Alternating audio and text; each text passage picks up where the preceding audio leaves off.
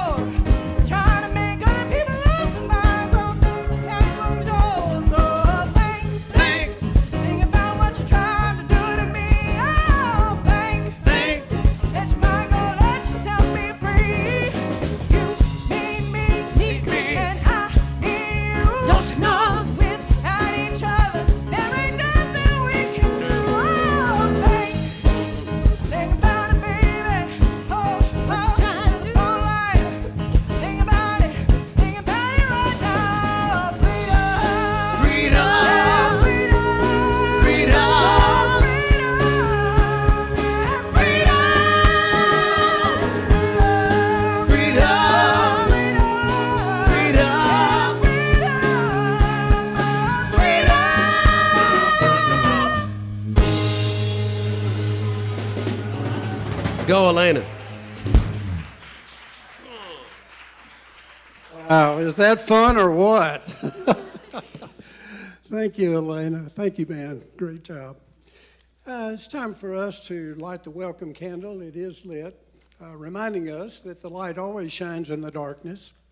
And if you would join me, please. This is the one thing that we do every week that stays the same.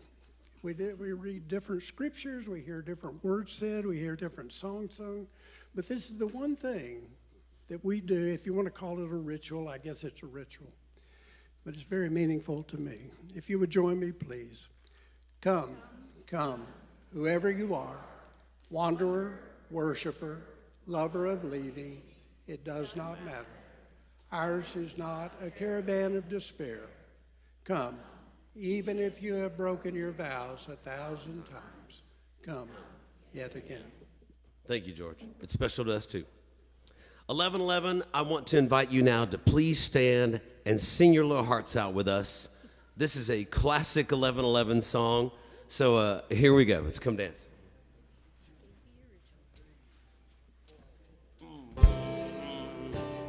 Words up on the screen.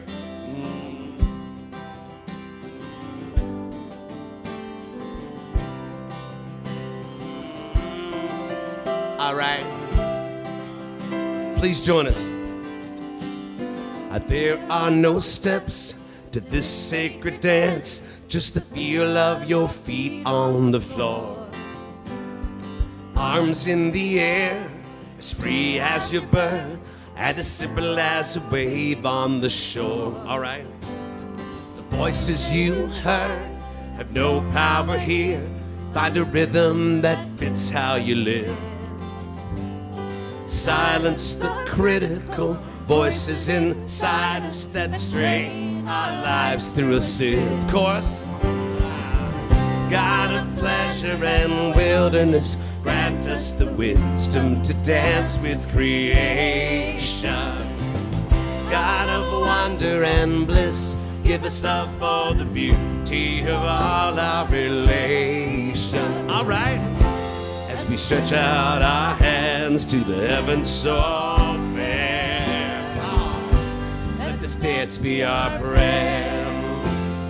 Verse 2.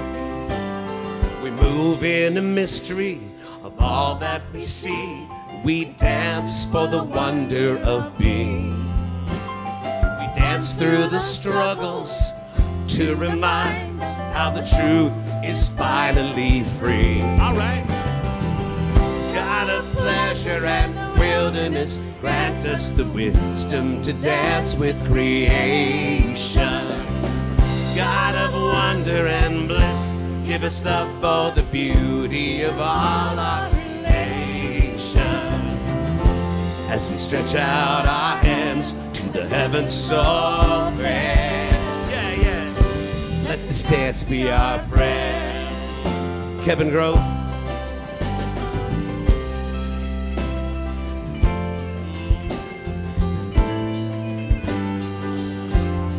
Justin Pate.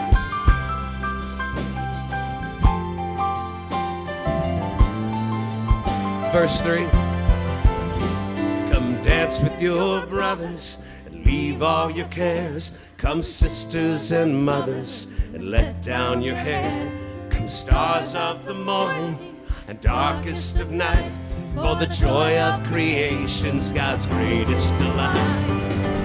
God of pleasure and wilderness, grant us the wisdom to dance with creation. God of wonder and bliss, give us love for the beauty of all our relation. As we stretch out our hands to the heavens so fair. God of pleasure and wilderness, grant us the wisdom to dance with creation. God of wonder and bliss, give us love for the beauty of all our relation. As we stretch out our hands to the heavens so fair. Let this dance be our prayer.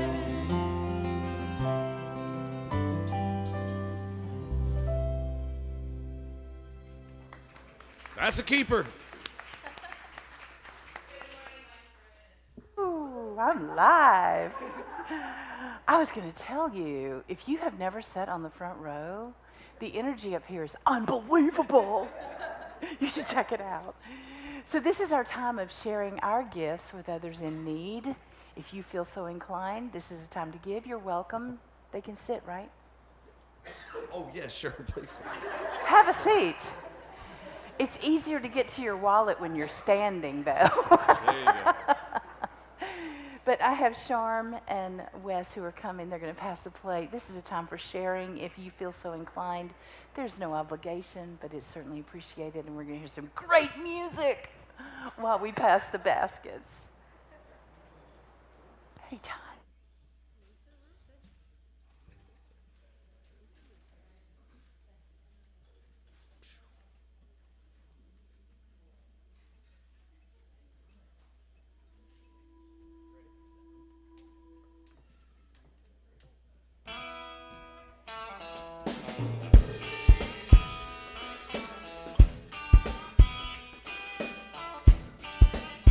Nice.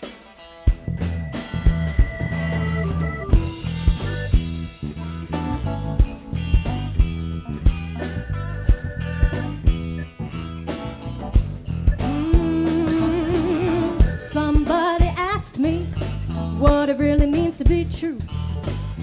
Somebody tell me what it means to you. You can't find it in a TV screen, can't read it in a book, no. You won't see it in the future, no matter how hard you look, yeah. You know, truth ain't hard to find, you know, truth sitting deep inside, and that truth can be in disguise. You don't have to go far. Truth is right where you are.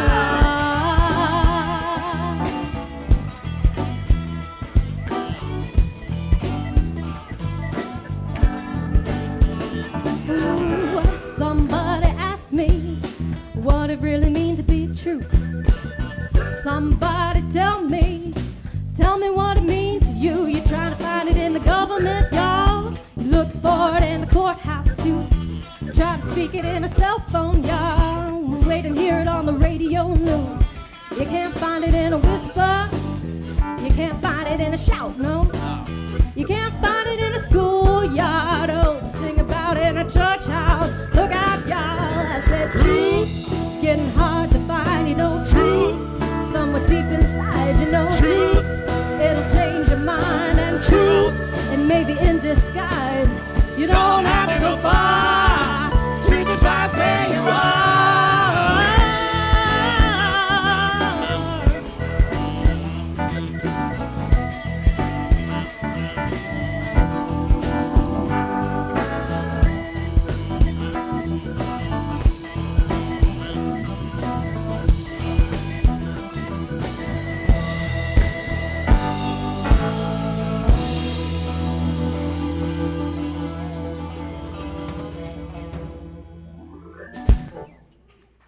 Thank you, Lydia.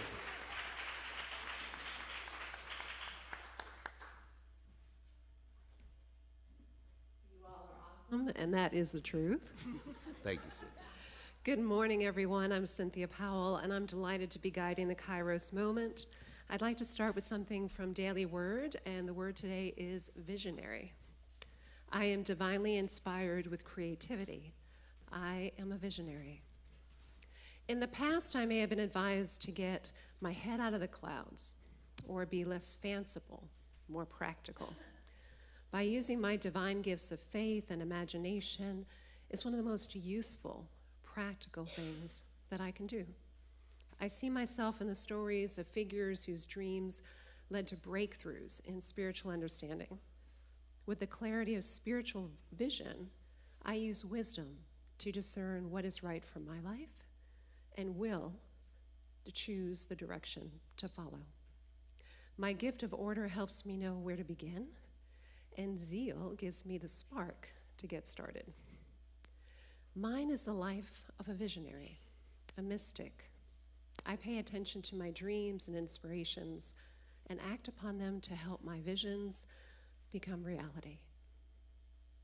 Now I'm going to invite you to gently close your eyes or lower your gaze, whatever you feel most comfortable with, as we go through a brief guided meditation.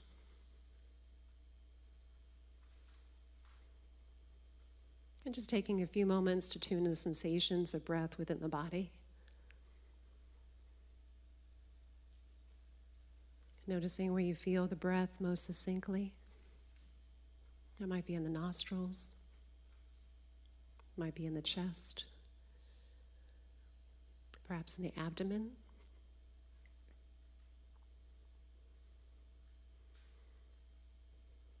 And taking this opportunity to perhaps tune into an intention. What might be your intention for this time together? Your intention for this day? Your intention for this week? Tuning into what gives your life a sense of meaning and purpose.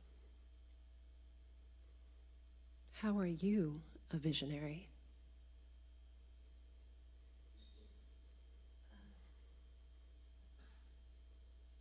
And as we bring this meditation practice to a close, you may want to bring some gentle movement to the body, perhaps wiggling the fingers and toes, gently opening your eyes whenever you're ready.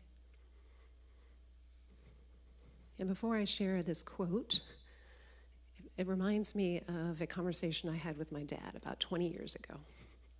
I had just graduated with my undergrad degree, and he said, "Congratulations, what are you going to do now?" And I said, "I'm not sure, but I know I want to make a positive difference." And he said, "That's nice, dear. What are you going to do?" So whenever I read this quote from Jane Goodall, she's a primatologist and anthropologist, it kind of reminds me of that conversation with my dad. She stated, "You cannot get through a single day without having impact on the world around you. What you do makes a difference, and you have to decide what kind of difference you want to make."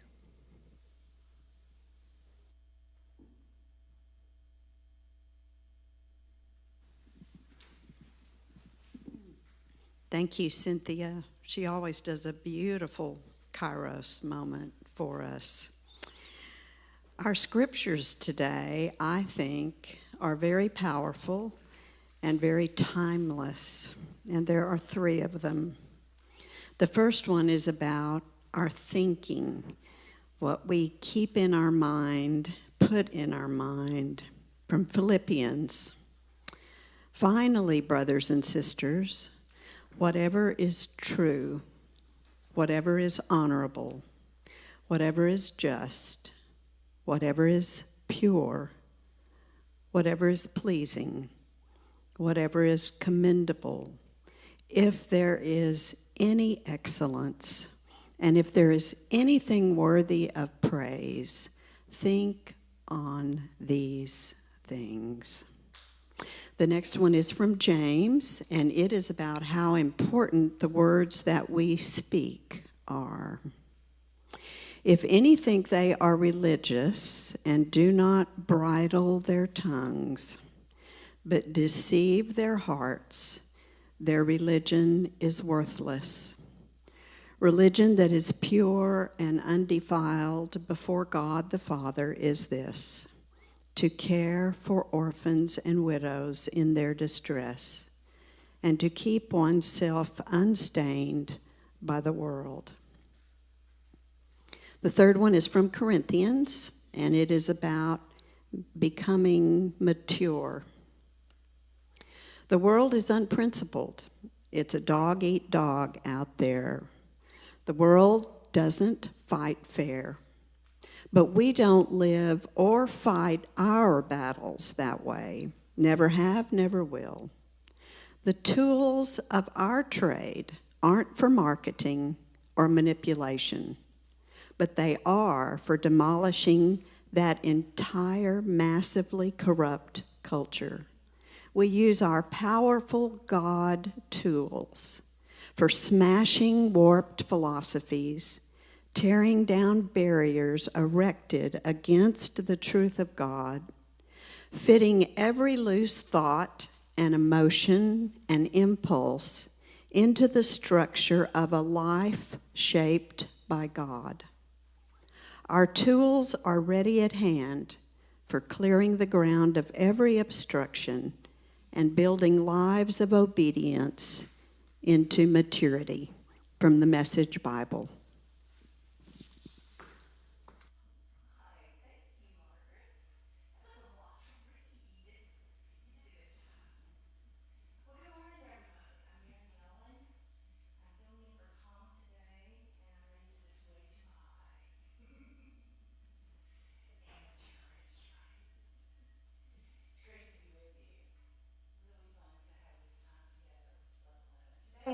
I want to talk with you about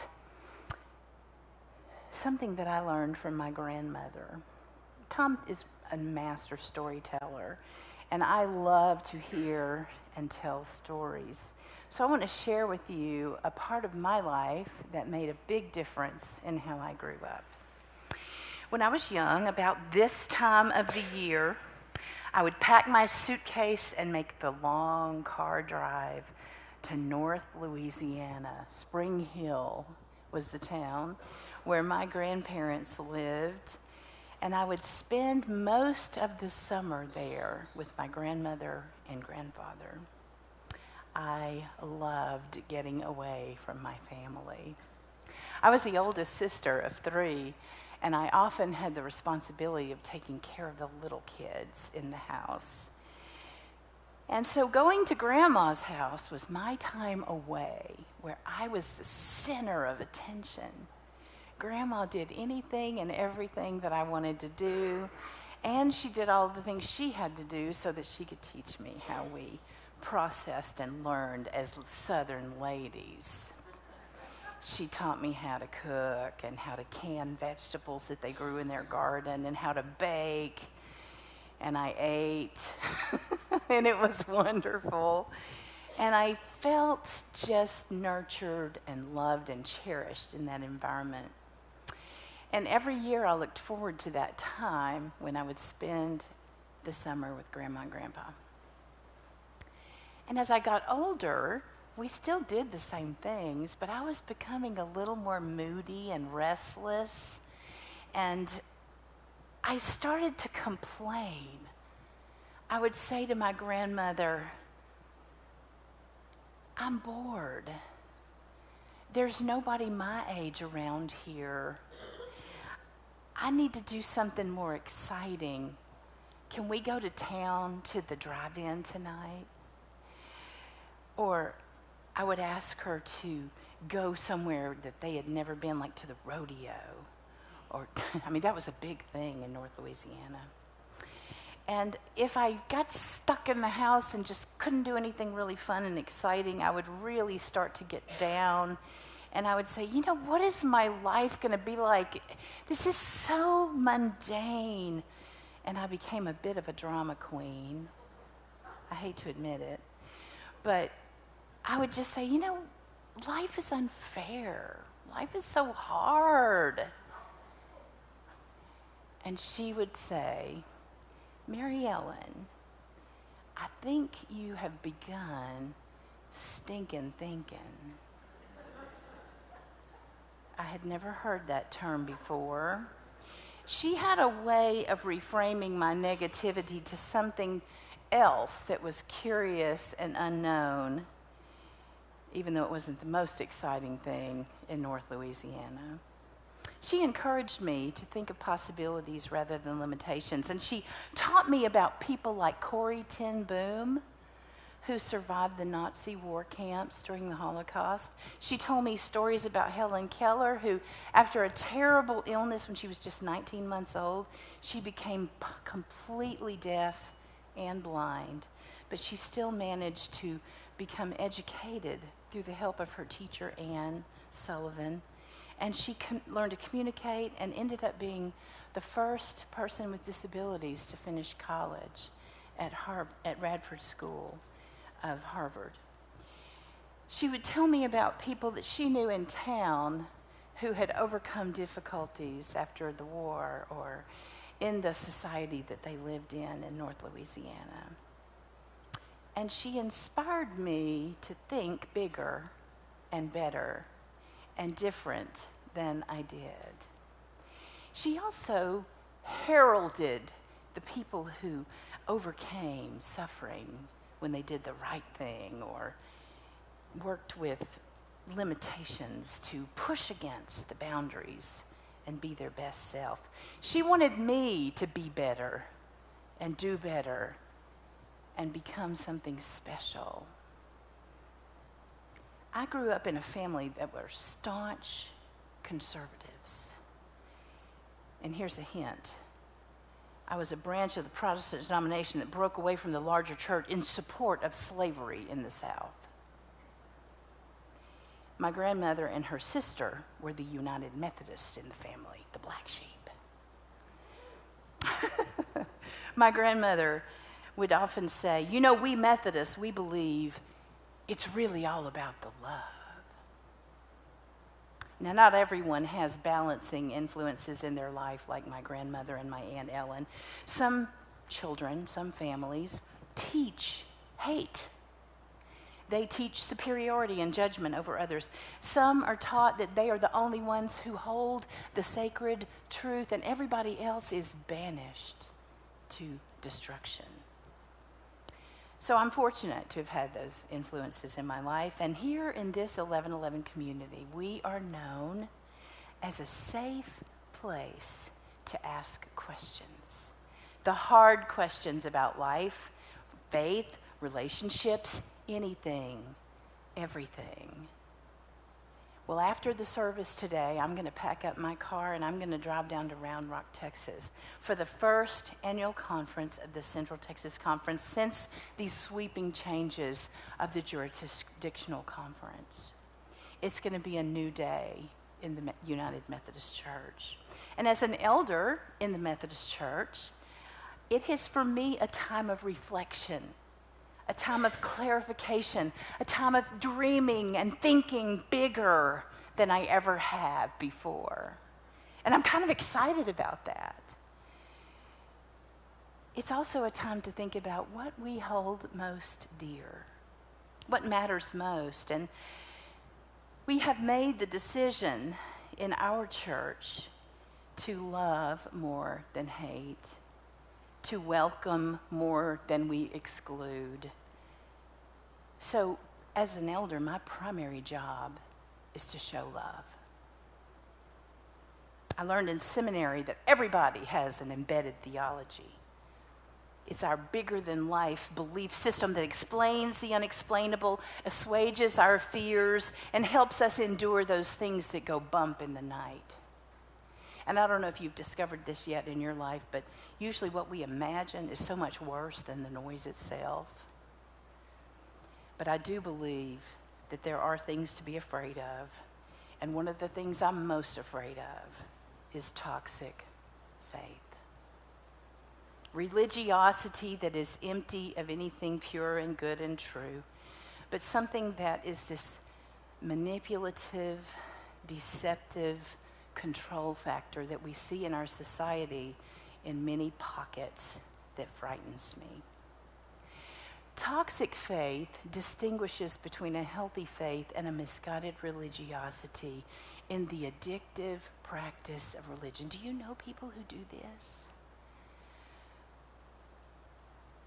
They teach people who follow them that they're never good enough, that they're never smart enough, or they can't make decisions on their own. Heaven knows they can't manage their money, so just give it all to me and I'll take care of it for you, right? That's the way they think. They build in this utter dependence on the religious authorities. Toxic faith always hurts others. It steals, kills, and destroys, and you know it when you see it by the unbalanced ministry.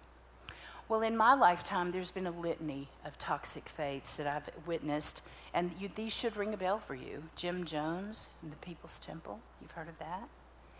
That ended in mass suicide. It's where we got the expression, don't drink the Kool-Aid, right? Charles Manson, we know how that ended. David Koresh, right here in Waco, Texas. One that you may not have been quite as aware of, Shoko Asahara in Japan. He led his followers to discover the supreme truth. Who wouldn't want the supreme truth, right? Well, the way to get it is that if you didn't follow them in their religious tradition, you were bound to hell unless you were killed by members of the cult. And then you were dispatched straight to paradise. So, in March 20 of 1995, they killed 13 people and injured 6,000 people in the sarin gas experience, where they released this gas in the crowded subway. And it was the largest terror attack in Japan ever, all under the name of religion. So that makes me think we need to really watch carefully what faith means and what it does, so that it's not a toxic faith. Asahara, the leader, was later condemned and was executed for the horrible experience that he propagated, built largely out of his own paranoia. Toxic faith is sick and unhealthy.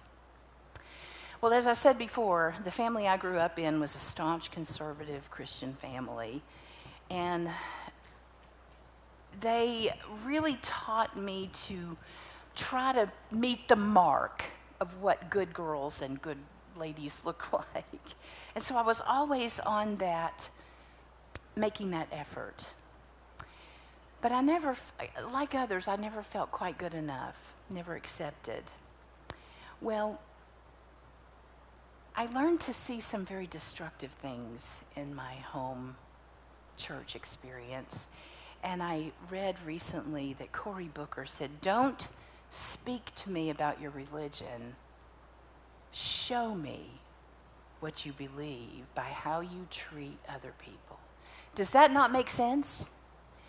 Don't tell me how much you love your God. Show me how much you love all God's children. That's something I can get on board with. Don't preach to me about your passion for faith. Teach me through your compassion for your neighbors. This is beginning to sound like the 1111 community, is it not? In the end, I'm not as interested in what you have to sell or tell as I am in how you choose to live and give. These are Cory Booker's words. I like it. And I agree. I think he's right on track. Talk can be cheap, but carefully defined words can also be very intoxicating. And they can draw people in and cause them to believe something that may not make perfect sense. So we really have to pay attention when it comes to matters of faith. Those who possess a toxic faith have stepped across the line from that balanced perspective of God, and they've given up control to this absolute supreme being that controls every aspect and minutia of their life, as directed by the faith leader. That is not the kind of faith leader I ever want to be. Well, I am in the process of reinventing myself yet again. This is my third iteration of transformation. So if I were a cocoon and a butterfly, this would be the third time to come out. I was a school teacher for a decade after college, and then I was a hospital chaplain for the last 23 years after going to seminary. Well, now I'm just about to finish my counseling degree. And I'm going to do an internship starting this summer at a counseling center down in Waxahachie. I had an interesting experience securing the place where I would do my internship. I set up the interview with this lovely doctor of counseling, very impressive credentials, and we set our appointment on a Friday afternoon at 5 o'clock. It is 5 o'clock somewhere, right? So that particular day in May, I set out early enough to try to beat rush hour traffic, and it happened to start storming. Crazy storming.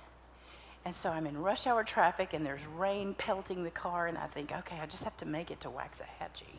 How could it be this hard? And I get down there, and just off Main Street, I arrive at my destination according to Waze, right? And the only building I see is this big 2-story building that is a bar and a craft room, a craft brewery with a tap room. And I thought, well, there's not going to be a counseling center in there, right? So I make the loop on the one-way street, and I come back, and just as I'm pulling up and Waze says, "You have reached your destination," I'm at the craft brewery again. And it is beginning to pour. So I park the car in the muddy, filled parking lot, and I make my way up with my umbrella to the steps. There's this big wraparound porch in the whole facility. And as I'm walking up the steps in the pouring rain, this lovely man sitting on the porch smoking his giant stogie says to me, "Come on in out of the rain. You look lost, young lady." And I said, "Is there a counseling center in this building?" He barely laughed and said, "I don't think so, but you can get a great craft ale in the front room." So I worked my way through the hallways into the front room, and in the back was this beautiful cigar bar with a walk-in, that thing where they keep the cigars. And I walked past that big walk-in humidor and found the giant room just open up, and it's this big big craft brewery, and a huge bar with seats and lots of people, and there's outdoor seating on the wraparound porch. It's pouring rain outside, and everybody's just having a great time. It is 5 o'clock in Waxahachie at that point. And I walk up to the bar and I said, "Is there a doctor's office here with a counseling center?" And she said, "I don't think so." But you can go upstairs. I rent out those rooms to different people, the offices upstairs. So I thought, I've got to go to the bathroom. It's been too long and it's raining, so I'm a woman of a certain age. So I'm walking to the bathroom. There's this giant white poodle, standard poodle, perfectly groomed with all the pom-poms all over everything. And he's panting as I walk into the bathroom like he's laughing at me. And I finally get out of there and go upstairs. And I practically walk right into this Dr. Marlowe, the lovely counselor who rents the upstairs office suite above the tap room and the craft brewery. Can you believe it? And she said, "You must be Mary Ellen." And I said, "Well, yes, I am. I'm so glad to find you." And we had a wonderful conversation. And she said to me, after she discovered that who I was, that I had found the place that I belong. Interesting. And I began to wonder, why is it that this is where I belong?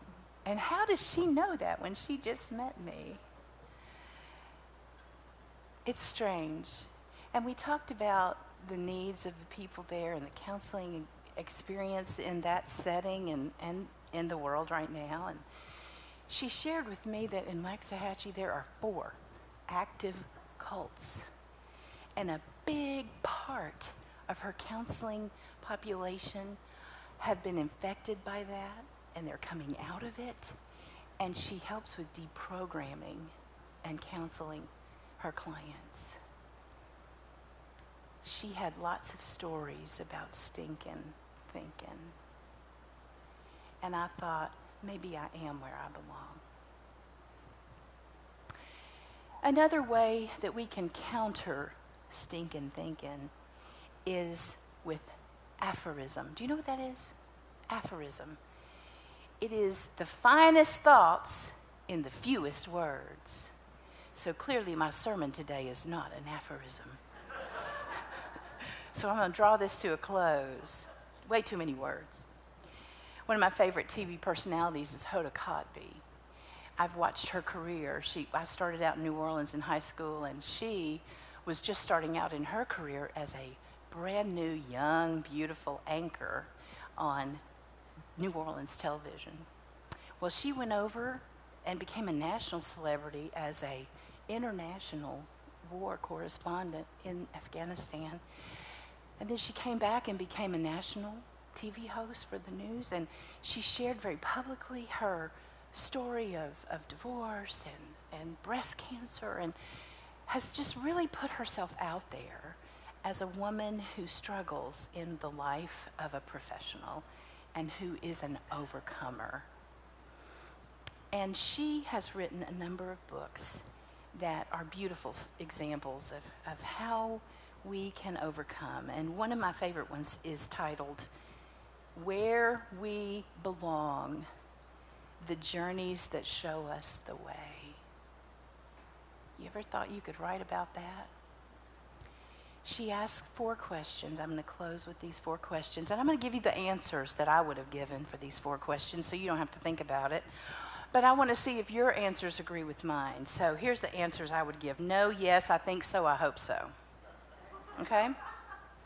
First, is it too late to do that thing that made me so happy when I was younger? And I would say no. You might be older and wiser now, but you can figure it out. I trust you. 2, could what matters most to me finally be the center of my life? Yes. A resounding yes. Get in touch with your passion. Seek truth and beauty, but definitely do what matters most as the center of your life? 3, can I really trust the yearning voice in my head and the longing in my heart? And my answer to that is I think so. Now, I can't hear the voice in your head or the urges in your heart, but I would give you this plumb line to measure. Let love and curiosity guide you. What you're yearning for and longing for should help and not harm yourself or others. So go for it. 4th, do I feel like I am where I belong? Right here with you, I truly hope so, and I believe we are. You may not be where you want to be yet, but you are where you belong. So, here we are together, asking the questions, living the life, working out what we believe in freedom and in truth and in love, because you know it really is all about the love.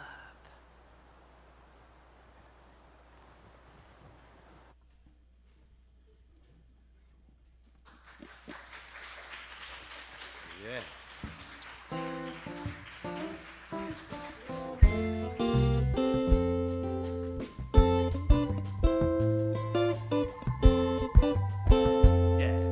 Now I've been happy lately, thinking about good things to come, and I believe it could be something good has begun.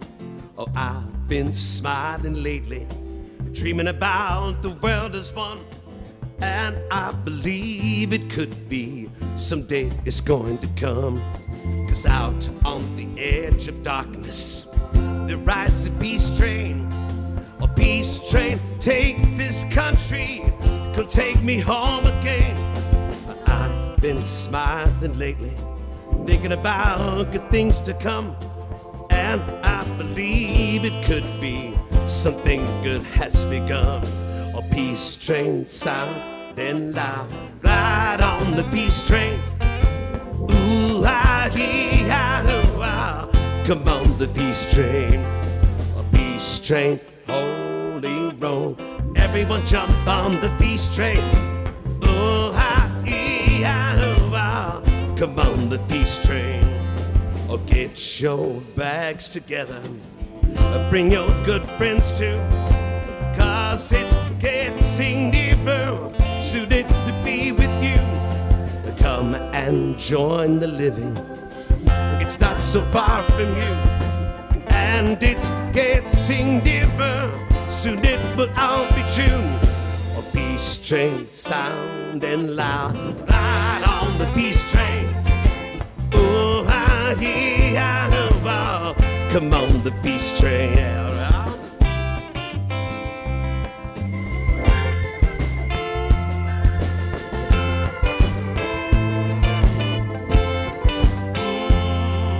Now I've been crying lately, thinking about the world as it is. Why must we go on hating? Why can't we live in bliss? 'Cause out on the edge of darkness there rides a peace train. Oh, peace train, take this country, come take me home again. A peace train sounding loud, ride on the peace train. Ooh, come on the peace train. A peace train, holy road. Everyone jump on the peace train. Oh, come on, come on, come on. Come on the peace train. Hey, yes, it's the peace train.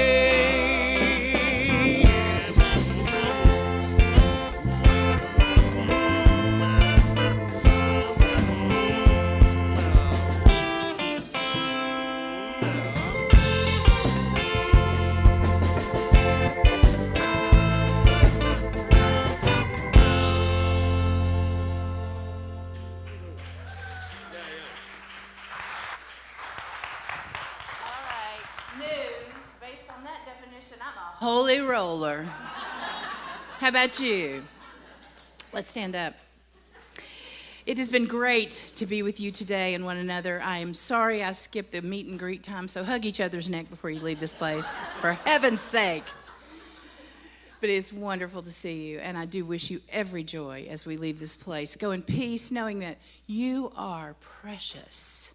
You are divine. You are all you need and all you can be as yet to come.